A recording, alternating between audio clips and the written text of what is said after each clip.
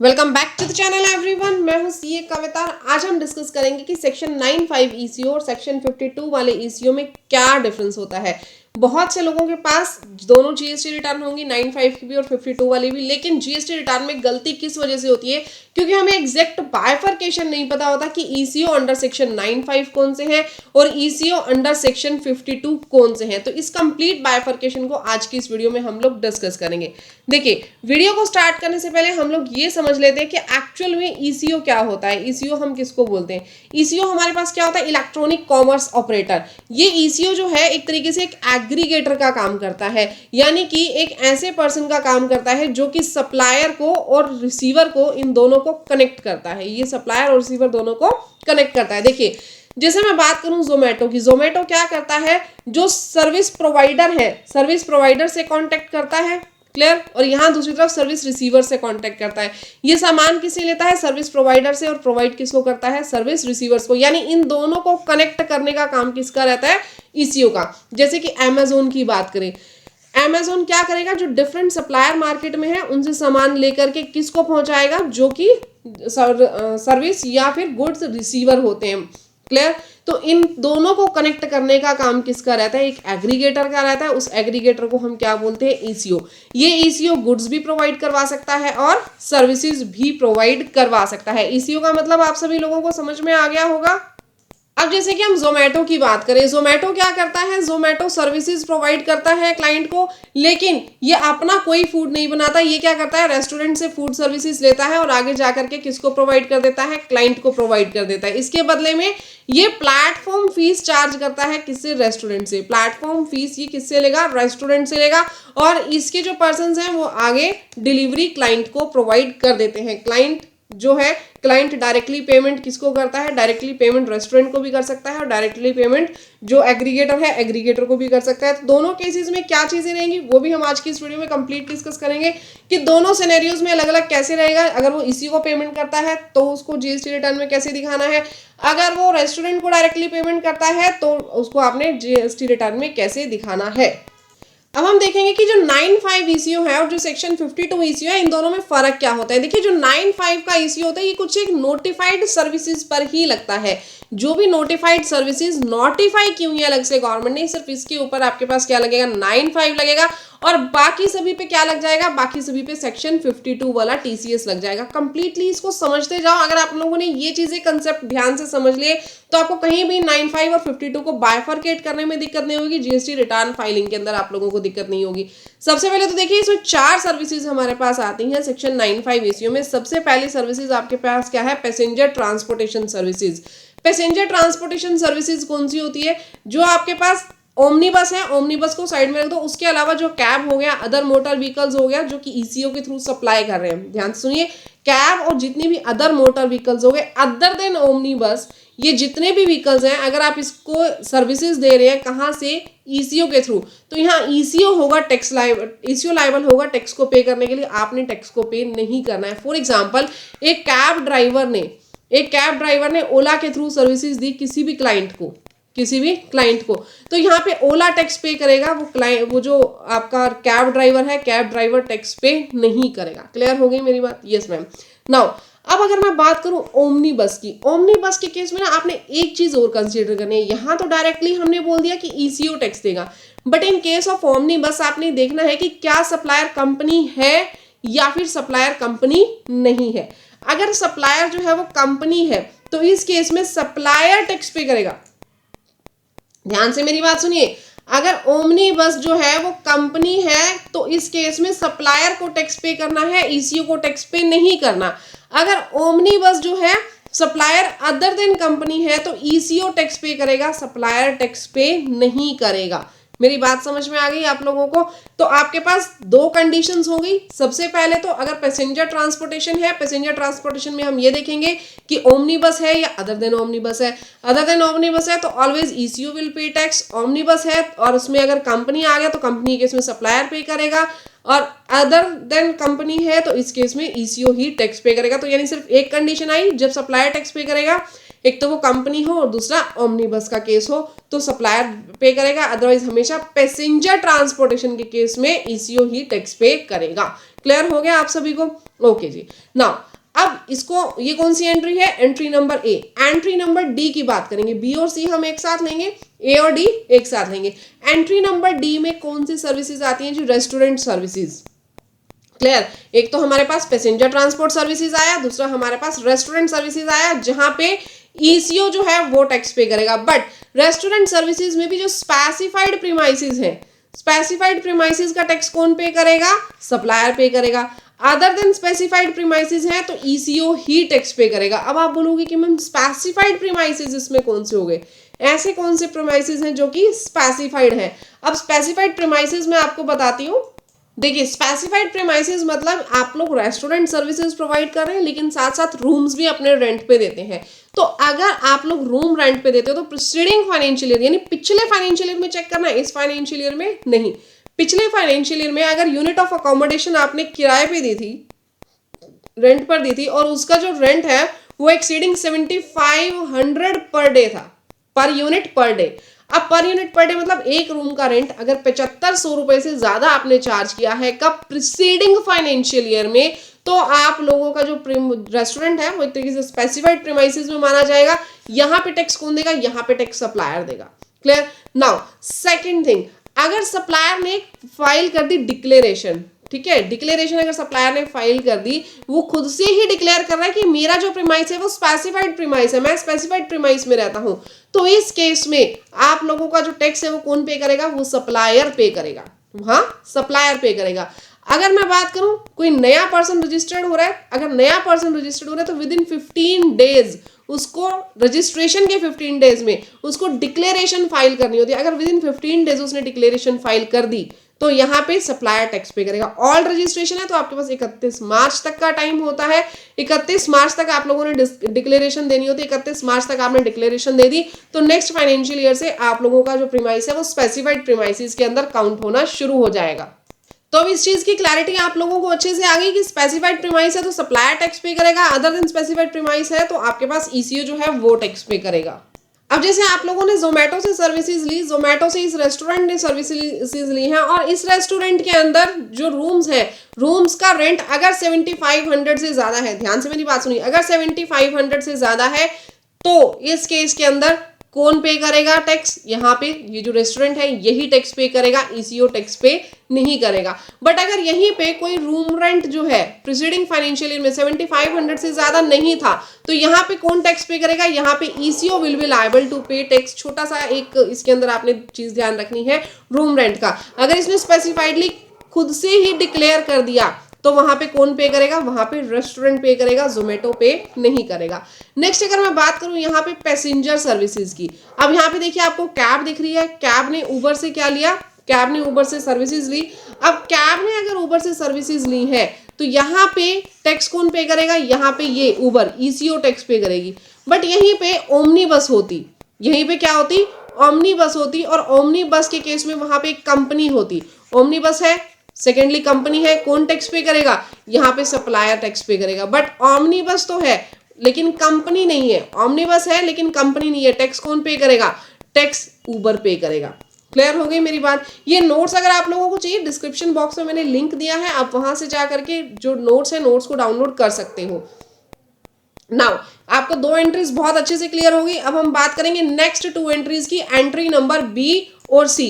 मैंने डिटेल में भी ये नोट्स बनाए हुए हैं, अगर आप ये नोट्स भी लेना चाहो तो ये नोट्स भी आप लोगों को मिल जाएंगे। नीचे आप जो डिस्क्रिप्शन बॉक्स में लिंक दिया है वहां आप लोग क्लिक करके नोट्स को डाउनलोड कर सकते हैं। नेक्स्ट हम बात करेंगे सेक्शन 9 सबसेक्शन 5 की। गाइस बहुत ज्यादा मेहनत हम आप लोगों के लिए करते हैं वीडियोस बनाने की, नोट्स बनाने की, तो इतना सा कंसिडरेशन हमारे लिए भी बनता है कि चैनल को सब्सक्राइब और वीडियो को लाइक किए बिना मत जाइएगा, वीडियो को लाइक जरूर कीजिएगा। नेक्स्ट हमारे पास 2 एंट्रीज हैं, एंट्री नंबर बी और एंट्री नंबर सी। इसमें ज्यादा कुछ भी नहीं है एंट्री बी और सी में। एंट्री बी और सी क्या बोलती है कि अकोमोडेशन इन होटल जो है इनके केस में जो जीएसटी लगेगा वो आता है एंट्री नंबर बी में, हाउसकीपिंग सर्विसेज का आता है आपके पास एंट्री नंबर सी में। इन दोनों ही केसेस में आपने सिर्फ एक सिंगल चीज देखनी है, whether supplier is liable for registration और नॉट। अगर सप्लायर लाइबल है जीएसटी रजिस्ट्रेशन के लिए, मैं ये नहीं कह रही जीएसटी में रजिस्टर्ड है, he must be liable only. अगर उसके ऊपर लाइबिलिटी आ रही है जीएसटी रजिस्ट्रेशन की तो आप लोगों के इस केस में सप्लायर टैक्स पे करेगा। बट अगर वो लाइबल नहीं है, लाइबल कब होता है, अगर सर्विसेज प्रोवाइडर है तो 20 लाख के टाइम पे वो लाइबल हो जाता है पर्सन जीएसटी रजिस्ट्रेशन के लिए। 20 लाख पे उसको जीएसटी रजिस्ट्रेशन लेना जरूरी होता है इन केस ऑफ सर्विसेज।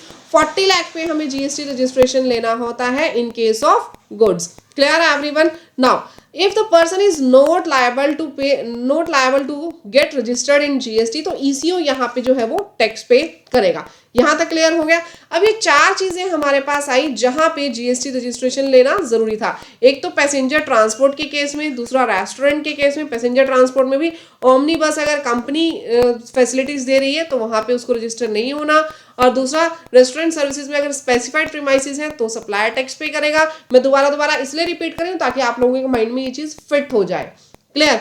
अब बात करेंगे यहाँ पे अकोमोडेशन, हाउसकीपिंग, होटल इंस की सर्विसेज में अगर सप्लायर लाइबल है रजिस्टर होने के लिए तो सप्लायर टैक्स पे करेगा, अदरवाइज ईसीओ टैक्स पे करेगा। ये सब तो थी सेक्शन 9 सबसेक्शन 5 की सर्विसेज। क्लियर? यहीं पे अगर मैं आपको छोटा सा एग्जांपल दूं, आप लोगों के पास ये दो होटल्स हैं। क्लियर? ये जो होटल है ये होटल काफी बड़ा है, जीएसटी में ऑलरेडी रजिस्टर्ड है। ये होटल जीएसटी में रजिस्टर्ड नहीं है। क्लियर? आप लोगों ने मेक माई ट्रिप से सर्विसेज ली, इस होटल की सर्विसेज ली। अब मेक माई ट्रिप से आपने सर्विसेज लिया, ये होटल खुद ब खुद ही जीएसटी के अंदर रजिस्टर्ड है, तो आपके पास यहाँ पे टैक्स कौन पे करेगा? यहाँ टैक्स पे करेगा जी होटल वाला अपना टैक्स खुद से पे करेगा। बट अगर जीएसटी के अंदर कोई पर्सन रजिस्टर नहीं है, ये होटल जीएसटी में रजिस्टर्ड नहीं था, आपने मेक माई ट्रिप से सर्विसेज ली, ये होटल रजिस्टर नहीं है, तो यहाँ मेक माई ट्रिप लायबल होगा जीएसटी पे करने के लिए। यहाँ मेक माई ट्रिप के ऊपर लायबिलिटी आएगी क्योंकि ये होटल रजिस्टर नहीं है। तभी आपने देखा होगा मोस्ट ऑफ द ईसीओज ये बोलते हैं कि भैया आप जीएसटी रजिस्ट्रेशन लेकर के हमारे पास आओ ताकि हमारी लायबिलिटी कम हो जाए, आपके ऊपर ही लायबिलिटी आए जीएसटी को पे करने की। नेक्स्ट हाउसकीपिंग सर्विसेज की बात करेंगे। अर्बन कंपनी काफी हाउसकीपिंग सर्विसेज प्रोवाइड करती है। अगर ये हाउसकीपर जीएसटी में रजिस्टर्ड है तो यहाँ पे टैक्स कौन पे करेगा? ये हाउसकीपिंग जो सप्लायर है वो पे करेगा। बट अगर ये जीएसटी में रजिस्टर नहीं है then Urban Company will be liable to pay GST. वहां पे ये ईसीओ जो है ये लायबल होगा जीएसटी पे करने के लिए। तो 9(5) तो आपको बहुत अच्छे से क्लियर हो गया होगा। यहां तक आई डोंट थिंक आप लोगों को कोई दिक्कत होगी। अब हम बात करेंगे सेक्शन 52 ईसीओ की। सेक्शन 52 ईसीओ में कौन कौन से आते हैं आप लोगों के पास? देखिए मैं एक बिल्कुल सिंपल सी भाषा में आप लोगों को समझाऊंगी। जब हम बात करें ना सेक्शन 52 ईसीओ की, तो सेक्शन 52 ईसीओ में कौन से ईसीओ आते हैं? अदर देन 9(5) यानी जो 9(5) के अंदर टैक्सेबल नहीं है, जितने भी बच गए वो सबके सभी आएंगे। मैम एक चीज बताओ, हमने 9(5) के अंदर, ध्यान से मेरी बात सुनो, मैं बहुत इंपॉर्टेंट बात यहाँ पे कर रही हूँ। 9(5) में हमने ईसीओ लिए थे, जैसे पैसेंजर ट्रांसपोर्टेशन सर्विसेज ली। बट पैसेंजर ट्रांसपोर्टेशन में एक ऐसी सर्विसेज थी जैसे ओमनी बस, और जो कि एक कंपनी भी है, उसको 9(5) में टैक्सेबल नहीं करवाते थे। वो 9(5) के ईसीओज के अंदर टैक्सेबल नहीं होता था। यहाँ सप्लायर टैक्स पे करता था, यहाँ पे सप्लायर लायबल होता था टैक्स पे करने के लिए। तो क्या इसके ऊपर, इस केस के ऊपर सेक्शन 52 वाले ईसीओ की कंप्लायंसेस लगेंगी? जी हाँ लगेंगी। ध्यान से मेरी बात सुनो, जिसके ऊपर 9(5) नहीं लगा, जिसका स्वामी 9(5) नहीं है, उन सबका स्वामी कौन बन जाएगा? सेक्शन 52। उन सब के ऊपर क्या लग जाएगा? सेक्शन 52 लग जाएगा। देखिए मैंने अभी आपको पीछे बताया, यहाँ पे मैं आपको दोबारा लेकर के चलती हूँ। यहाँ पे जितनी भी सर्विसेज आप लोगों की कंप्लायंट नहीं हो, जितनी सर्विसेज के ऊपर ईसीओ ने टैक्स पे नहीं किया था, वहां ईसीओ क्या करेगा? सेक्शन 52 के अंदर टीसीएस कलेक्ट करेगा। जैसे यहाँ पे सप्लायर टैक्स पे कर रहा है तो यहाँ सेक्शन 52 वाला ईसीओ टीसीएस भी लेगा। यहाँ पे सेक्शन 52 वाला ईसीओ टीसीएस भी चार्ज करेगा। सेम एज इट इज यहाँ पे सेक्शन 52 वाला ईसीओ टीसीएस भी चार्ज करेगा। जहां ईसीओ टैक्स पे करने के लिए लायबल नहीं है, वहां पे सेक्शन 52 के तहत वो टीसीएस तो जरूर चार्ज करेगा। मेरी बात समझ में आ गई आप लोगों को? हाँ जी मैम आ गई। यानी जितने भी लोग वहां कवर नहीं हुए उसको हम सेक्शन 52 के ईसीओ में कवर कर लेंगे, क्योंकि सेक्शन 52 हमारे पास देखिए बिल्कुल मेंशन करके दे रहा है यहाँ पे कि which to supplier who are not covered under section 9 subsection 5, उसके ऊपर सेक्शन 52 एप्लीकेबल हो जाएगा। क्लियर हो गया? बट इसके अंदर कुछ एक और कंडीशंस भी हैं जो आप लोगों को ध्यान रखनी है। सबसे पहले तो ईसीओ का होना जरूरी है। There must be an ECO, electronic commerce operator, जो कि एक एग्रीगेटर का काम कर रहा है सप्लायर और रिसीवर को कनेक्ट करवाने के लिए। Clear.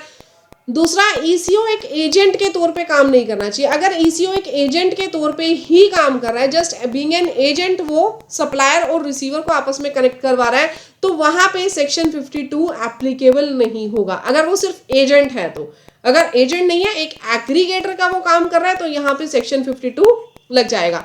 Eco collect the consideration, eco के पास ही, मैंने बताया था ना, कंसिडरेशन अगर ईसीओ को ना मिल करके सामने वाली पार्टी को मिल गया तो वहां पे कंसेप्ट चेंज हो जाएंगे। तो ये चीज आप लोगों ने हाईलाइट करके अपने नोट्स में रख लेनी है।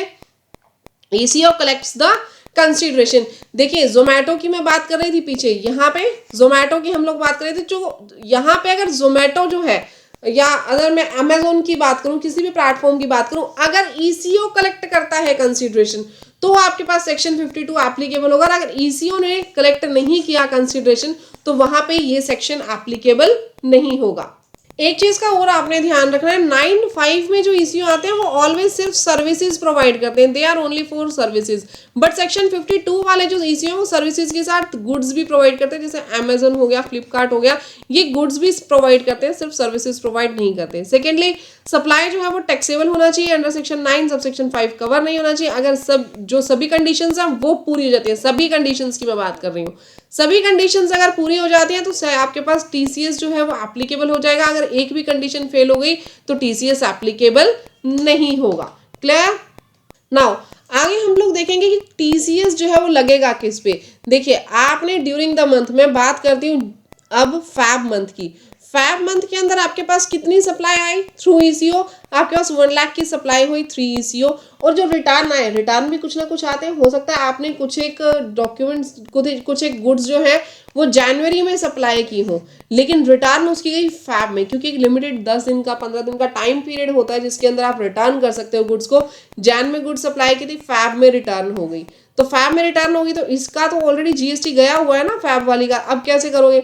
अब फैब जो जनवरी की गुड्स रिटर्न हुई फैब में वो कितनी हुई? 30,000 की। आप लोगों ने 30,000 माइनस कर देना है और 70,000 के ऊपर आप लोगों का जो टीसीएस है वो टीसीएस कलेक्ट हो जाएगा, वो टीसीएस कलेक्ट हो जाएगा। और अगर नील और नेगेटिव वैल्यू आई, यानी 1 लाख का सामान था, 1,10,000 का वापिस हो गया, 10,000 की वैल्यू यहाँ पे क्या आएगी? नेगेटिव। अगर नेगेटिव वैल्यू है तो आपने उसको इग्नोर कर देना है। इस केस में कोई भी टीसीएस कलेक्ट नहीं किया जाएगा। सप्लायर वाइज, मंथ वाइज ये टीसीएस जो है वो आपका कलेक्ट होता है। रेट्स की मैं बात करूं, रेट्स अब आपके कम हो चुके हैं। 0.25% सीजीएसटी, 0.25% एसजीएसटी और आईजीएसटी आपके पास कितना रहेगा? 0.50। तो जो भी ईसीओ है, यहाँ पे क्या कह रहे हैं, टैक्स कौन कलेक्ट करेगा? जो भी इलेक्ट्रॉनिक कॉमर्स ऑपरेटर है जो कि एजेंट नहीं है, चाहे वो गुड्स हो या सर्विसेज हो, ईसीओ की गुड्स हो या ना हो, सप्लायर रजिस्टर्ड हो या अनरजिस्टर्ड हो, सप्लायर रजिस्टर्ड भी हो सकता है और सप्लायर अनरजिस्टर्ड भी हो सकता है, जहां पे सेक्शन 52 एप्लीकेबल होगा वहां पे आपको टीसीएस कलेक्ट करना है। लेकिन इसके बाद एक जो इसमें अड़चन थी, अड़चन क्या खड़ी हुई? जब भी सप्लायर, मेरी बात ध्यान से सुनिए, जब भी सप्लायर टीसीएस कलेक्ट करता है तो वो आपके कैश लेजर में जाकर के क्रेडिट होता है, वो आपके कैश लेजर में जाकर के क्रेडिट होता है और यहां से इस कैश लेजर से रिफंड ले लिया जाता है। ये रिफंड ले लिया जाता है। अब ये रिफंड ले कौन सकता है? ये रिफंड सिर्फ रजिस्टर्ड पर्सन ले सकता है, अनरजिस्टर्ड पर्सन नहीं ले सकता। तो इसकी वजह से क्या किया गया, बाद में जो अनरजिस्टर्ड पर्सन है, ध्यान से सुनिए, सिर्फ जो अनरजिस्टर्ड पर्सन है, जो लायबल टू रजिस्ट्रेशन नहीं है, उनके लिए ये टीसीएस का कॉलम हटा दिया गया। यानी अगर आप जीएसटी में रजिस्ट्रेशन नहीं है आपका, तो ईसीओ जो है वो आपको जो सर्विसेज दे रहा है उसके ऊपर टीसीएस कलेक्ट नहीं होगा। ईसीओ जो है एक एजेंट का काम करेगा, तो वहां पे आपके पास टीसीएस कलेक्ट नहीं होगा। अगर सर्विसेज आपकी 9 सबसेक्शन 5 में आती है तो टीसीएस कलेक्ट नहीं होगा। Import of services, exempt goods, composition dealer के थ्रू अगर आप कर रहे हो, अगर ईसीओ की अपनी खुद की गुड्स और सर्विसेज हैं, और where supplier where consideration is not collected by ECO, अगर ईसीओ कंसिडरेशन कलेक्ट नहीं कर रहा है तो यहाँ पे आपके पास टीसीएस एप्लीकेबल नहीं होगा। अगर ये प्रोसेस आप लोगों को अच्छी लगी हो, ये वीडियो अच्छी लगी तो वीडियो को लाइक, चैनल को सब्सक्राइब जरूर कीजिएगा। तो मिलते हैं गाइस नेक्स्ट वीडियो में, तब तक के लिए thank you, bye bye, take care everyone.